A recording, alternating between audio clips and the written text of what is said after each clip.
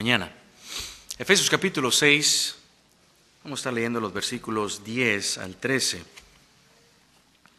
Efesios capítulo 6, versículos 10 al 13. Versículo 10, el apóstol Pablo hablándole a los efesios, los creyentes en Éfeso, dice: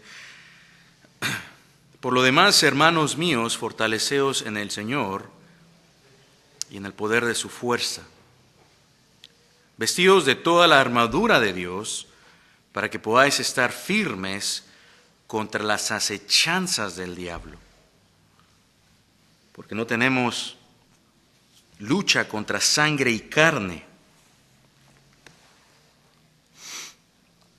sino contra principados, contra potestades, contra los gobernadores de las tinieblas de este siglo, contra huestes espirituales de maldad en las regiones celestes.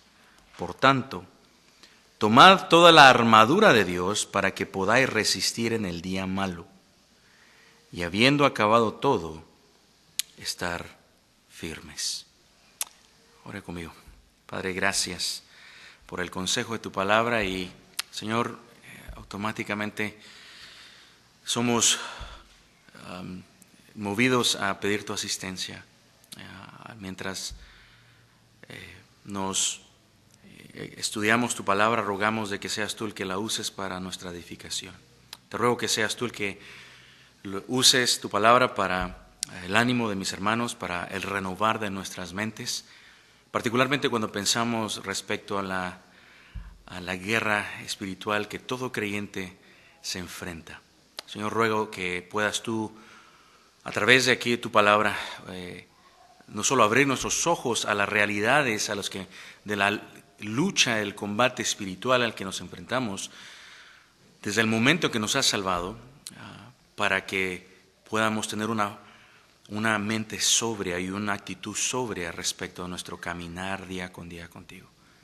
Y el Señor lo oramos porque somos prontos a olvidar, pero queremos ser recordados por parte de ti y dejar que nuestros ojos vean las realidades de la batalla espiritual que el creyente está, Señor, pero no para atemorizarnos, sino para poder estar confiados en ti y darte gloria y honra a ti, Padre. Te damos gracias, estas cosas oramos en el nombre de Jesús. Amén y amén. Puede tomar sus asientos.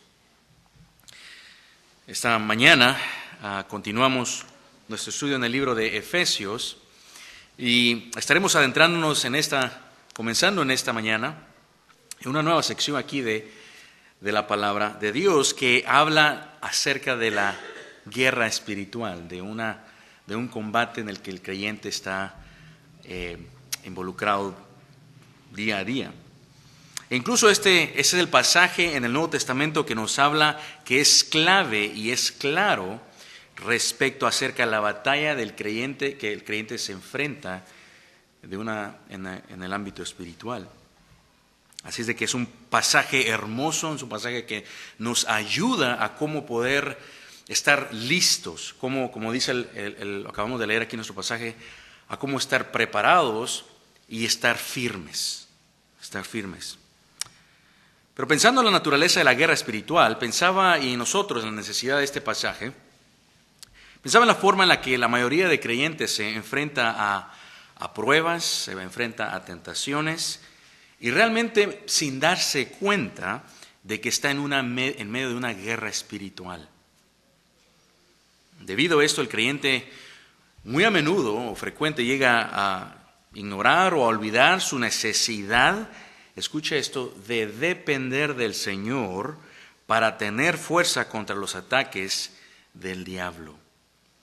Por esta razón, el apóstol Pablo aquí en los versículos 10 al 13 nos exhorta a estar preparados para resistir en el día malo, dice el texto. Y nos recuerda también que nuestra fuerza no proviene de nosotros mismos, sino que de Dios. Pero también no debemos de ignorar, como dice el texto, lo va a decir más adelante ahí en los versículos 14 al 17, no debemos de ignorar nuestra necesidad de revestirnos de la armadura de Dios. lo vital que es para el creyente estar revistiéndose, hacer uso, apropiarse de la armadura de Dios. ¿Para qué? Para poder tener la habilidad de resistir contra los ataques del diablo. Realmente, eso es lo que pudiéramos resumir en pocas palabras lo que está diciendo el texto acá. Hay un enemigo, es el diablo que se opone a Dios, lo ha hecho desde el principio, se opone a Cristo y se opone a su iglesia, quienes son los creyentes. ¿Con qué propósito? Con el propósito, particularmente a los creyentes, de hacerles infructuosos en vivir para la gloria de Dios, en obediencia a la palabra de Dios, conforme a la voluntad de Dios. Por ello hemos titulado el mensaje de esta mañana, Fuerza en la batalla espiritual, permanecer firmes con toda la armadura de Dios. Y lo que quiero hacer, hermanos, antes de entrar aquí, adentrarnos a nuestro pasaje, y veo de que el tiempo ya nos corrió también, es simplemente hacer que veamos el contexto bíblico de lo que es la guerra espiritual, para luego entrar un poquito más al contexto más cercano al libro de Efesios y ver nuestro contexto en el que nuestro pasaje se encuentra. Queremos ver el contexto más amplio de toda la palabra de Dios respecto al tema, para luego poder ver la importancia aquí en nuestro pasaje en un contexto más cercano. Así que planeo únicamente tomar un poco de tiempo yendo a través de algunos puntos preliminares acerca de la batalla espiritual. Así que va a ser un poquito distinto ahorita. Quizás se va a sentir como un poquito de estudio, pero es intencional y creo y confío en el Señor que pueda ser de edificación para su vida y que nos va a ayudar a entender también en nuestro pasaje de una forma correcta. Digo ello porque a menudo tenemos ideas erradas en cuanto a la guerra espiritual. Pueden irse en dos extremos. Por lo regular hay unos en los que dan demasiado enfoque a actividades demoníacas y demás, de una forma que la palabra de Dios no lo enfatiza. Y hay otros en los cuales dicen, no, eso no existe, y niegan la realidad de que el creyente está en una guerra espiritual. Entonces, la palabra de Dios da un balance correcto, de tal manera que podamos poder tratar ello de una forma sobria.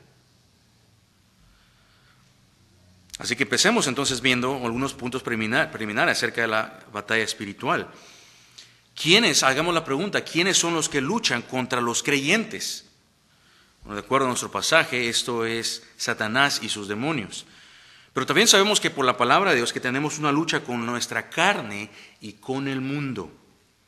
Sabemos que el diablo se opone a Dios, se opone a su pueblo, se opone a los creyentes. Y la realidad es que esa oposición a Dios comenzó ¿desde cuándo? Desde la caída, sí, desde el principio de la creación, desde el comienzo de la historia de la humanidad, como bien lo han dicho Brian Borgman y Rob Ventura en su libro Guerra Espiritual, desde el inicio de la historia de la humanidad. Pero incluso pensando en el tiempo más preciso del inicio de la oposición de Satanás y sus demonios hacia Dios y los creyentes, teólogos han llegado a observar que esto empieza y ha empezado desde la caída de Satanás, cuando se halló maldad, después de que él había sido creado y después de que Satanás cayó, habiendo sido creado perfecto. Puede leer esto usted en Ezequiel 28:15, donde se habla acerca del rey, de un rey ahí que está prácticamente siendo manipulado por Satanás. Y por ello, entonces, los teólogos han llegado a determinar que lo más probable es que la caída tanto del diablo como de los ángeles debió haber ocurrido entre Génesis 2 y Génesis 3, en algún momento del día 7 o después de Génesis 1:31. ¿Por qué? Porque la creación y todos los ángeles estaban dentro de Dios, lo que Dios había creado. Y recuerdan lo que dice Génesis 1:31, cuando Dios había terminado, dijo que era todo ¿qué? Bueno, en gran manera. ¿Cómo exactamente, en qué preciso momento? No sabemos, pero sabemos que desde entonces ha habido desde ese entonces había una oposición de Satanás contra los propósitos de Dios. Entonces surge la pregunta acá, entonces, ¿de qué manera Satanás busca oponerse, aprovecharse del creyente? Sabemos de qué manera está opuesto al Señor, pero particularmente al creyente. Bueno, aquí, hermanos que han estudiado en profundidad, pasaje acá nos ayudan, a MacArthur y Richard Mayhew en su libro Doctrina Esencial, ellos apuntan 4 objetivos que tiene el diablo contra el creyente. Por lo menos 4 mayores objetivos que Satanás tiene en contra del creyente. Y eso nos ayuda un poquito, lo quiero ir a través de ellos, porque nos ayuda entonces a entender un poco mejor la batalla en la que el creyente va a estar involucrado. Debemos de comenzar reconociendo aquí en Efesios 6:16, lo que dice aquí entonces MacArthur es que Satanás apunta sus dardos de fuego, versículo 16 del capítulo 6 aquí de Efesios, a los creyentes, a las mentes humanas. De tal manera que los pensamientos de cristianos se convierten en el campo de batalla para la conquista espiritual. Y por eso el creyente debe de ser espiritualmente fuerte, dice MacArthur, en la mente. Mateo 23, 22, 37, Romanos 12, 2 habla acerca del renovar aún de nuestro entendimiento con la palabra de Dios. ¿Pero por qué? Sigue diciendo aquí MacArthur. Porque si los cristianos piensan de manera contraria a la palabra de Dios, entonces actuarán desobedientemente a la voluntad de Dios. Por otro lado, si los creyentes piensan como Dios lo hace y viven de acuerdo a la palabra de Dios, entonces está asegurada la victoria sobre los planes de Satanás hacia ellos. Fin de la cita. Entonces, ¿cuáles son estos 4 objetivos que tiene Satanás? 4 mayores objetivos en contra del creyente. Bueno, son 4 en la manera en las que Satanás intentará hacer, número 1, dice MacArthur y Mayhew, número 1, el objetivo de Satanás en contra de los creyentes es distorsionar o negar la verdad de la palabra de Dios. ¿Qué otro objetivo? 2, desacreditar el testimonio del pueblo de Dios. Usted lo puede ver, por ejemplo, en Hechos capítulo 5, versículos 1 al 11, ¿quiere vaya ahí un ratito? Para que vea lo que estaba ocurriendo. Hechos capítulo 5,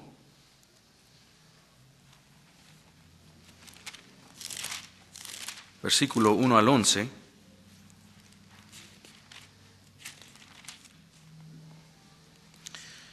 Aquí vemos el testimonio, entonces ven lo que ocurre con Ananías y Zafira, que le mienten al Espíritu Santo. Pero cierto hombre, dice el versículo 1, llamado Ananías, con Zafira su mujer, vendió una heredad y sustrajo el precio, sabiéndolo también su mujer, trayéndolo solo una parte, la puso a los pies de los apóstoles y dijo Pedro, Ananías, ¿por qué llenó Satanás? Ve quién es el que está detrás de ello. ¿Por qué llenó Satanás tu corazón para que mintieses al Espíritu Santo y sustrajeses del precio de la heredad? Reteniéndola, no se te quedaba a ti vendida, no estaba en tu poder. ¿Por qué pusiste esto en tu corazón? No has mentido a los hombres, sino a Dios. Al oír Ananías estas palabras, cayó y expiró, y vino gran temor sobre los hombres que lo oyeron. Y levantándose los hombres, lo envolvieron y sacándolo lo sepultaron. Pasó un lapso de 3 horas. Sucedió que entró una mujer y no sabiendo lo que había acontecido, entonces Pedro le dijo, dime, ¿bendices tanto la heredad? Y ella dijo, sí, en tanto. Pedro le dijo, porque viniste en tentar al Espíritu del Señor, he aquí a la puerta a los pies de los que han sepultado a tu marido y te sacarán a ti. Y al instante ella cayó a los pies de él y expiró. Cuando entraron los jóvenes la hallaron muerta y la sacaron, la sepultaron junto a su marido, y vino gran temor sobre la iglesia y sobre todos los que oyeron estas cosas. Lo que vemos acá, un ejemplo entonces de Satanás siempre va a buscar desacreditar el testimonio del pueblo de Dios. 2, vemos ahí entonces, distorsionar la verdad de Dios, desacreditar el testimonio del pueblo de Dios. 3, deprimir o destruir el entusiasmo del creyente para la obra, dice Mayhew y MacArthur. 4, Satanás también intentará diluir la efectividad del pueblo de Dios. Y lo podemos ver ahí en 1 Timoteo 3:6. Y menciono ello porque nos ayuda entonces a comprender cómo es de que Satanás, cuáles son las artimañas de Satanás, para poder entenderlo. El versículo aquí en Efesios, que acabamos de leer, versículo 12, habla acerca de que nos fortalezcamos en el poder de Dios, el poder de su fuerza, con un propósito. ¿Cuál es ese propósito? Versículo 12, versículo 11, vestido de toda la armadura de Dios, para que podáis estar firme contra las acechanzas del diablo. Las acechanzas, como lo vamos a ver en otros momentos, habla acerca de significa engaños, formas de engañar.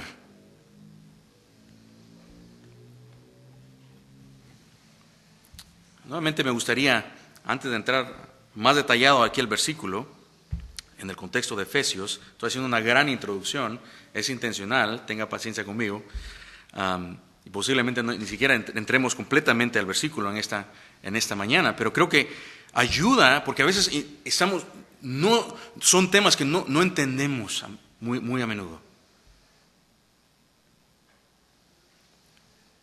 Pero me llama la atención lo que traía aquí a la luz MacArthur y Mayhew en cuanto a estos 4 objetivos que Satanás tiene en contra del creyente. Y me gustaría ir a través de los 4 rápidamente para proveer ejemplos, para que usted entienda algunos de los objetivos mayores de Satanás en contra del creyente. Y muchos de estos, por cierto, de esos objetivos que ha sido desde el principio de Satanás, se pueden ver en la actualidad, en la forma de pensar, en la manera secular de pensar en la actualidad. Unos ejemplos de ello. Número 1, dice MacArthur, es el sensualismo. ¿A qué se refiere con ello? Es el reemplazar la palabra de Dios como la norma para determinar lo mejor de Dios para la vida de uno. Reemplazar la palabra de Dios como la norma de determinar lo mejor de Dios para la vida de uno.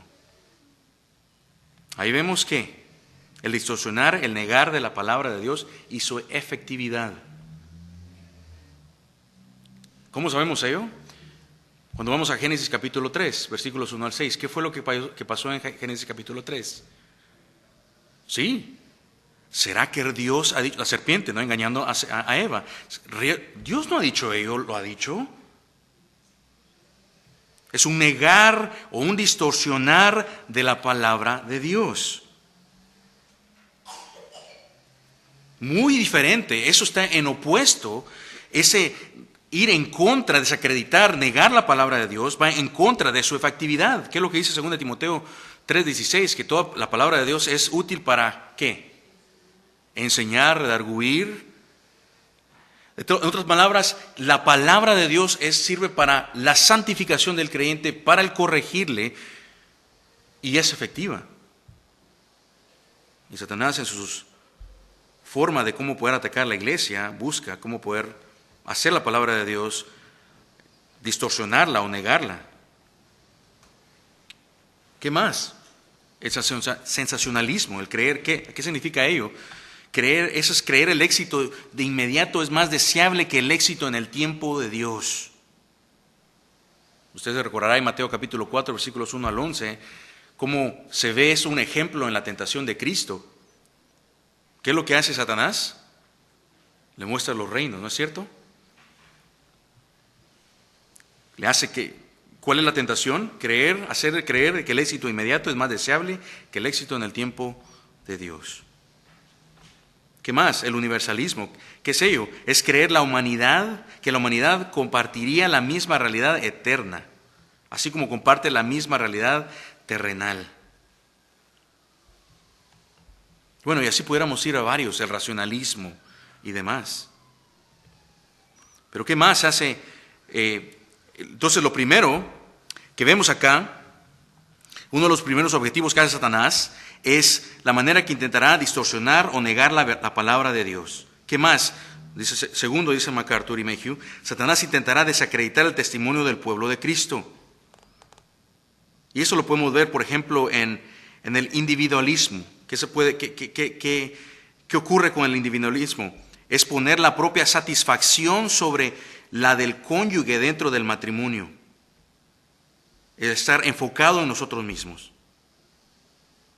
O otra forma en la que Satanás intenta desacreditar el testimonio del pueblo de Dios es el situacionalismo, que significa ver la palabra de Dios como bastante flexible, como para ceder dependiendo del contexto, una mala interpretación de ella, en otras palabras. Entonces, intenta Satanás negar la palabra de Dios, distorsionarla, desacreditar el testimonio del pueblo de Dios. ¿Qué más? Intenta deprimir o destruir el entusiasmo del creyente. ¿El entusiasmo de qué? El entusiasmo del creyente para la obra de Dios. E influye en al menos 4 maneras de pensar, dice MacArthur. Y eso aquí me llama la atención. Lo estoy citando directamente de su libro. Porque esta nos acerca un poquito más a lo que es un poquito más personal acá. ¿Cómo es de que el Satanás puede desanimar al creyente? Con el materialismo. Materialismo, ¿a qué nos referimos con ello? Es valorar las bendiciones materiales y físicas por encima de la propia relación espiritual con Jesucristo. Eso es tan fácil de que ocurra. Tan fácil de que ocurra ello. Puede verlo, qué es lo que le hace feliz, qué es lo que toma más, qué es lo que jala los deseos de su corazón respecto a lo de esta tierra, lo de este mundo. Muy a menudo, la lucha que va a tener el creyente en su tentación va a ser de valorar bendiciones materiales y físicas por encima de la propia relación espiritual con Jesucristo. Y eso lo podemos ver aún en destellos de ciertos tipos de predicaciones que se encuentran en varios lados. Podemos ver en la falsa doctrina del Evangelio de la prosperidad, ¿no? Solo tienes que creerlo. Y el énfasis es todo ello. Está centrado en el hombre y en lo que pueda obtener en el materialismo, en lo material. Se pone un sobreénfasis sobre las bendiciones materiales que pudieran obtener y físicas por encima de la propia relación espiritual con Jesucristo. MacArthur sigue diciendo aquí otra forma en la que el creyente puede ser desanimado es en el negativismo, esto es, en contra de encontrar la debilidad de una persona para evitar su servicio efectivo para Dios. De tal manera que la persona llega a pensar de que no puede servir a Dios, ¿cómo pudiera servir al Señor? Satanás, Joseph decía en la primera hora, si usted estuvo acá, una de las formas en las que Satanás puede tentarte es desánimo. Estar tú únicamente solo, aislado. Si puede tenerte así y decir, yo estoy solo, nadie cuida de mí, nadie le importo, no hay nada que yo pudiera aportar, yo no pudiera servir al Señor. Y puedes ver también a un creyente que está siendo debilitado. Y bueno, múltiples otras maneras en las que Satanás obra. Pero ¿por qué me tomo el tiempo para hacer ello? Porque quiero que vea, hermanos, de que la guerra espiritual en la que está el creyente no es como quizás una versión torcida en la que se le puede haber sido presentado allá afuera. Bueno, entrando aquí a nuestro pasaje, queremos ver un poquito. Esa es una larga introducción. Pero Pablo lo mismo, entonces viene aquí a hablar a los Efesios. Aquí en el capítulo 6, versículo 10 al 13, después de haber hablado entonces acerca de dar instrucciones a los padres, a los hijos y cómo debe ser la relación entre trabajadores y su empleador o esclavo y amo, Viene y dice entonces: por lo demás, hermanos míos, fortaleceos en el Señor y en el poder de su fuerza. Vestíos de toda la armadura de Dios para que podáis estar firmes contra las acechanzas del diablo, porque no tenemos lucha contra sangre y carne, sino contra principados, contra potestades, contra los gobernadores de las tinieblas de este siglo, contra huestes espirituales de maldad en las regiones celestes. Por tanto, tomad toda la armadura de Dios para que podáis resistir en el día malo, y habiendo acabado todo, estar firmes. Esta no es la primera vez que el apóstol Pablo está hablando acerca de huestes espirituales de maldad aquí en el libro de Efesios.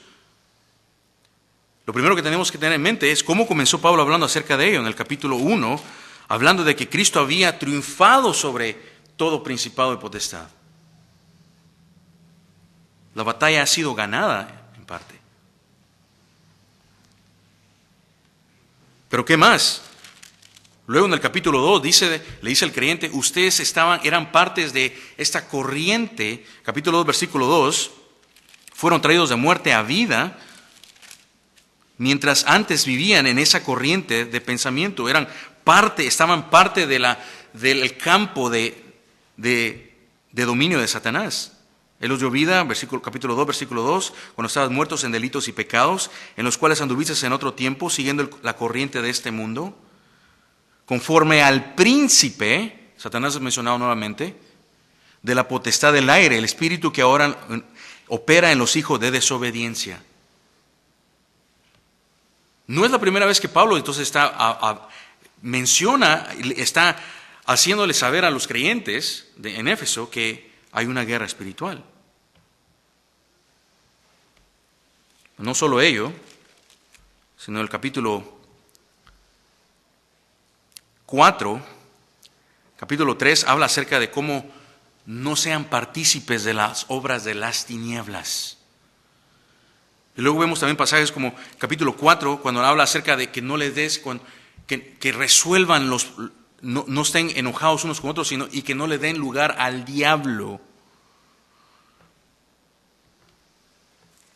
Digo yo porque Pablo le dice entonces: si ustedes van a vivir una vida piadosa, si ustedes van a vivir de una forma en la que Dios ha estado estudiando acá en la palabra de Dios, que van a ser imitadores de Dios, si ustedes van a querer buscar andar como hijos de luz, si ustedes van a querer andar como en amor, si ustedes van a querer vivir conforme a la voluntad de Dios, entonces ténganlo por seguro, va a haber una oposición.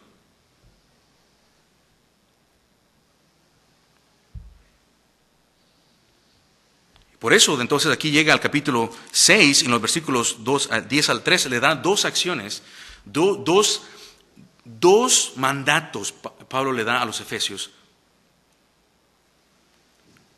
Si es que van a poder mantenerse firmes y estar de pie en la guerra espiritual, dice, tienen que ser dos mandatos para poder hacer frente y resistir en contra de los achaques de Satanás y ser fiel al Señor. Número 1 es fortalecerse en el Señor, en el versículo 10. Y número 2 le dice: van a tener que vestirse con toda la armadura de Dios. Número 1, vea ahí entonces el texto: por lo demás, hermanos míos, fortaleceos en el Señor y en el poder de su fuerza. Lo primero que dice Pablo es: deben de fortalecerse en el Señor. ¿Por qué dice ello? La realidad, hermanos, es de que somos prontos a ser nosotros autosuficientes. La inclinación del ser humano es de que nosotros seamos autodependientes. Pero lo primero que tenemos que saber es de que no podemos nosotros, si vamos a ser fieles al Señor, poder estar firmes ante una batalla espiritual, debemos de depender del Señor y de sus fuerzas. No podemos pelear esta batalla en nuestras propias fuerzas. Y por eso dice ahí: fortalezcanse. El verbo es un mandato, es decir, no es opcional, es una instrucción, es un comando, es una ordenanza que deben de llevar a cabo. Pero luego está en una forma pasiva, es decir, es una fuerza, ustedes deben de hacerlo, deben de apropiarse, pero la fuerza no está en ustedes. Deben de buscar ser fortalecidos, pero en el Señor y en el poder de su fuerza.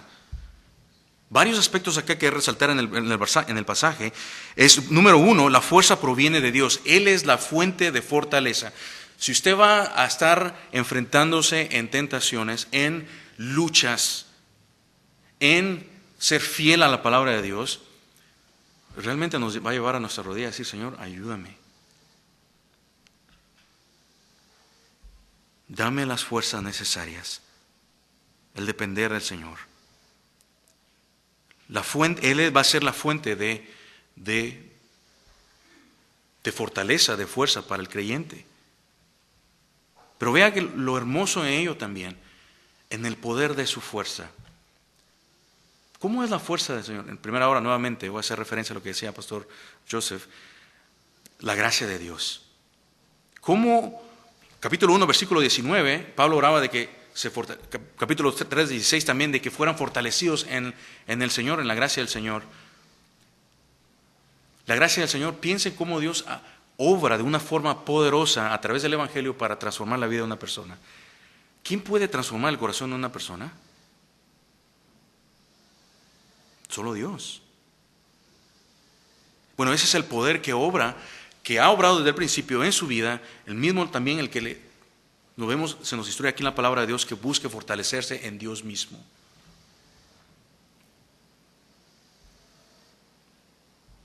Pero luego, ¿qué dice? Luego el segundo punto que vemos es, vístanse con toda la armadura de Dios. Entonces, no van a poder depender de ellos ustedes mismos, fortalezcanse al Señor. ¿Y cómo es que se fortalecen? Parte de ellos apropiándose de la armadura de Dios, vistiéndosela. El verbo también es un mandato, es una orden que se le da. Y no es la primera vez que el apóstol Pablo está hablando acerca de ponerse, de vestirse. Recuerden el capítulo 4, versículo 24, ya había hablado acerca de que se revistieran del nuevo hombre. ¿Se recuerdan? Dios ya ha suplido lo que necesita el creyente. En este caso, se les llama a todo creyente a que se vistan de toda la armadura de Dios. Que echen mano de ella, que la usen. ¿Para qué? Tiene un propósito la armadura. ¿Cuál va a ser la armadura? Bueno, en los versículos 14 al 17 va a describir todas las partes de la armadura de Dios. Mediante la próxima semana vamos a entrar en el propósito de cada uno de las piezas del armamento de la armadura de Dios. Pero dice el versículo 11, vestido de toda la armadura de Dios, ¿para qué? Para que podáis estar firmes contra las acechanzas del diablo. Ve ahí el verbo, la acción podáis, para que podáis estar firmes. Nadie va a poder estar firme. Nadie va a tener, ese verbo podáis está hablando acerca de tener la habilidad de poder llevar a cabo algo, una acción. El creyente no va a poder estar firme ante su batalla, no. El creyente va a estar perdiendo la batalla espiritual de continuo en su vida si no hace uso, si no se apropia de la armadura de Dios, de lo que Dios ya ha provisto, de fortalecerse en el Señor. ¿Para qué? Para que podáis estar firmes. ¿Qué es estar firmes? Firmes es estar de pie. Y realmente nos da una foto como la de... Ustedes han visto como los soldados antes cómo hacían guerra, ponían una línea y estaban todos los soldados acá, y la idea era que no pudieran hacerse para atrás cuando se entraban al combate. Entonces, si ganaba territorio el enemigo, perdía, ya no estaba en pie, iba a ser derrumbado. La idea es, para que alguien pueda estar en pie en la batalla, sostenerse y estar firmes, necesita la armadura de Dios, necesita fortalecerse en el Señor. ¿Contra qué? Contra las acechanzas del diablo. La palabra acechanzas ahí significa artimañas del error, significa métodos de engaño. Otra palabra que hemos visto ahí es la misma palabra de artimañas, lo vemos de regreso en el capítulo 4, cuando habla acerca de cómo los creyentes no deben de crecer. Vaya ahí de regreso al capítulo 4. En el versículo 14, dice Pablo, recuerda que estaba hablando ahí cómo Dios ha dado a apóstoles, pastores, para como para servir para la edificación del cuerpo de Cristo. Versículo 14, para que ya no seamos niños fluctuantes llevados por doquiera de todo viento de doctrina, por estratagema de hombre, que para engañar, es la misma palabra ahí, para engañar emplean con astucia las artimañas del error.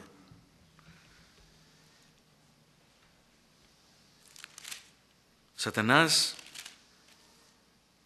es la mente maestra en cómo poder engañar al creyente. Y eso va a ser muy importante cuando entendamos cómo la batalla espiritual. Piense ahora en las partes de la armadura. La verdad es lo que mantiene toda la armadura en su lugar.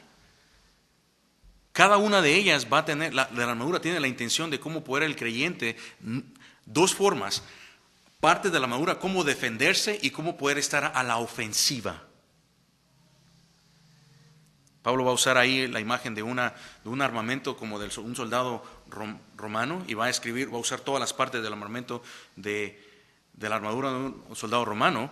¿Cómo sabemos ello? Porque dice el casco, la espada, el escudo, y cada una de ellas, si usted, cuando empezamos a analizar el versículo, va a tener un propósito para que usted sea defendido de las artimañas del error. De tal manera que sin el uso de la armadura de Dios, el creyente va a estar débil. No va a poder estar firmes. El énfasis está de ahí, vístanse de la armadura, apropiense de ella. Ahí están los dos mandatos, fortalezcanse en el Señor, número 1, y número 2, vístanse de la armadura. Por eso en el versículo 13 lo vuelve a decir nuevamente. Por tanto, tomad toda la armadura de Dios. ¿Para qué? Para que puedan resistir en el día, versículo 13, en el día malo, y habiendo acabado todo, estar firmes, resistir al diablo. Y usted dirá, bueno, ¿cómo esto me ayuda entonces a mí, hermanos? Debemos de entender